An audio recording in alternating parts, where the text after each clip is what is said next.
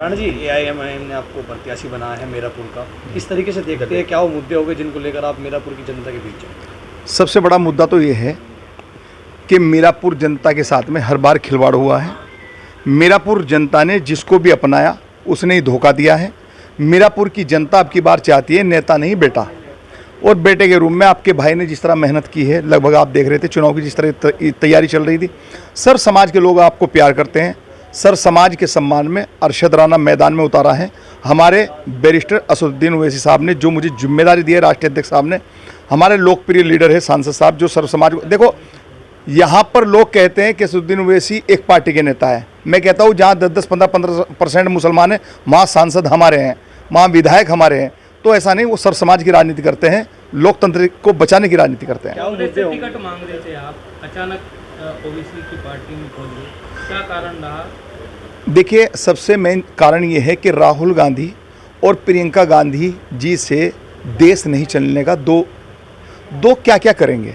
जब हाथ पैरों ने घेरा डालकर राहुल गांधी से और प्रियंका गांधी से किसी को मिलने नहीं देते।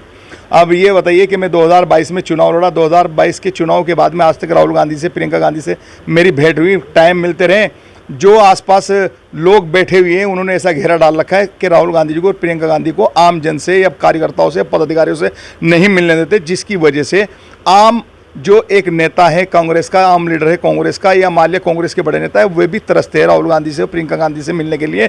इस वजह से, नहीं तो हमारे जो पूर्व में नेता रहे राहुल गांधी, भारत जोड़ो यात्रा में रात दिन उन्होंने मेहनत की, लेकिन उस मेहनत को सबने बर्बाद कर दिया मिलके, क्योंकि जो राष्ट्रीय सचिवों का एक आंगन सजा हुआ है एआईसीसी के अंदर, वे राष्ट्रीय सचिव आज तक अपनी बिरादरी का कितना वोट जोड़ पाए हैं पार्टी के लिए।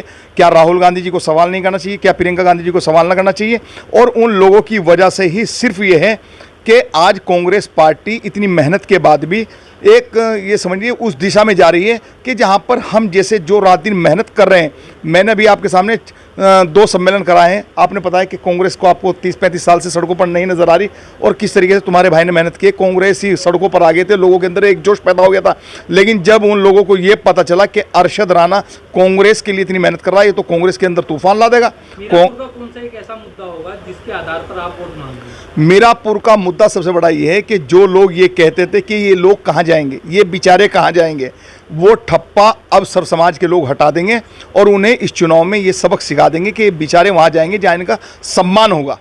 सामने कादिर राणा की पुत्रवधू है जी, बीजेपी से अभी डिक्लेयर नहीं हुआ, आप उन सबके बीच में कहाँ खड़े हुए पाते हैं? देखो, कादिर राणा की पुत्रवधू को शायद आप जानते हैं, राजनीति में कभी आपके सामने कोई नाम ऐसा है, या उनके बेटे को आप जानते हो? उनकी बैकग्राउंड है, मुनकाद अली की बेटी है। देखो, मुनकाद अली बसपा के हैं।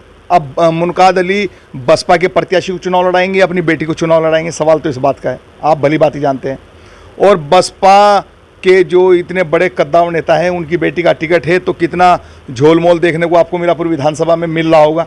लेकिन सवाल ये है कि ये एक लॉलीपॉप है, ये 1 साल 6 महीने का 1.5 साल का चुनाव है। सिर्फ मुस्लिम समाज के साथ में एक जो ठगा सा रूप अपनाया है अखिलेश यादव ने, सिर्फ इसलिए अपनाया है कि अखिलेश यादव ये चाहते हैं कि 2022 में जिस तरह एक भी मुस्लिम टिकट मुजफ्फरनगर में नहीं दिया गया 6 की 6 विधानसभाओं पर, इसी तरह 2027 का राग भी तो इसी तरह गा लिए। और ये लॉलीपॉप कादिर राणा जी को, हमारे चचा की जो पुत्रवधू बहू हैं, उनको थमा दिया गया सिर्फ इसलिए, उन्हें पता है कि ये चुनाव में कहीं से कहीं तक नहीं, ये चुनाव एमआईएम पार्टी जीत रही है।